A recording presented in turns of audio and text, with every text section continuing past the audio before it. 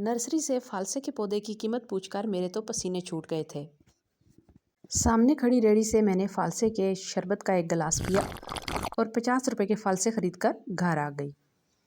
घर आकर मैंने फालसे खाने के बाद उसके बीजों को गौर से देखा, उनको अच्छी तरह से धोकर साफ़ किया।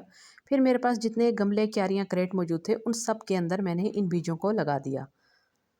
15 दिन के बाद ये बीज जर्मिनेट होना शुरू हो गए। जितनी जगहों पर मैंने ये बीज लगाए थे उन तमाम जगहों पर ये बीज जो है वो उगना शुरू हो चुके थे। शुरू के 2 महीने बीजों से उगे इन पौधों की बढ़ने की रफ्तार बहुत ही कम थी। 3 महीने बाद क्रेट में लगे हुए 2 पौधों को उनकी अच्छी अफजाइश देकर मैंने ज़मीन में मुंतकिल कर दिया और 1 साल बाद उनके ऊपर फ्लावरिंग शुरू हो गई। ये देखिए कितने खूबसूरत फूल खिले और साथ ही इनके फालसे बनना भी शुरू हो चुके थे। 1 साल के पौधे में इतनी अच्छी ग्रोथ देखकर मैंने बाकी पौधों की भी अच्छे तरीके से देखभाल करनी शुरू कर दी, क्योंकि फालसे उगाना तो बहुत ही आसान काम था।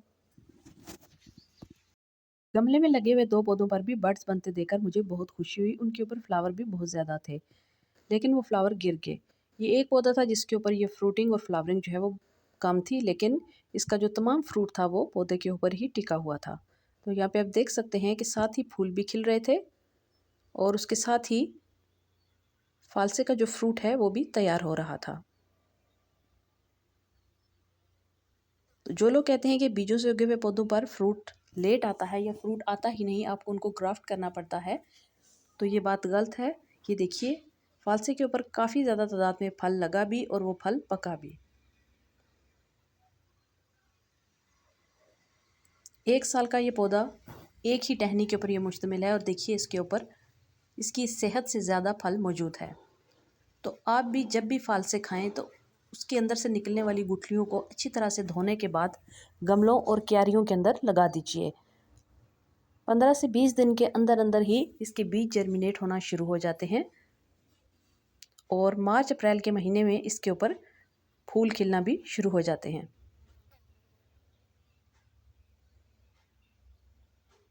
तो ये चूँकि पौधे की पहली फ्रूटिंग है, इसलिए इसके ऊपर फल जो है वो कम तादाद में लगा है। बाकी दो जो छोटे पौधे हैं उनके ऊपर बहुत ज़्यादा फूल खिले थे, लेकिन वो तमाम फूल झड़ गए थे। तो इस पौधे के ऊपर फूल और फल दोनों मौजूद रहे। तो आप देख सकते हैं इंशाल्लाह अगले साल ये पौधा मैच्योर हो जाएगा तो इसके ऊपर फूल और फल ज़्यादा तादाद में आएंगे और बाकी के जो पौधे हैं उनके ऊपर भी मुझे उम्मीद है कि काफ़ी ज़्यादा तादाद में फल भी लगेगा और फूल भी। दिसंबर और जनवरी के महीने में जब पौधे के तमाम पत्ते गिर जाते हैं तो ज़मीन से 4 फुट ऊपर छोड़कर आप इस पौधे की कटाई कर दीजिए, ताकि अगले सीज़न में ज़्यादा पैदावार हासिल की जा सके।